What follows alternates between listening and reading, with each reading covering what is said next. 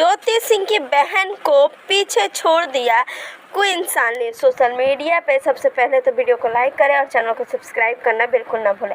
Social media पे पवन सिंह जी का गाना आ जाए और उस गाने पे वीडियो बनाने की होड़ सी चल जाती है, चाहे वो पवन सिंह की पत्नी क्यों ना हो, उनकी साली हो या पवन सिंह की हीरोइन हो।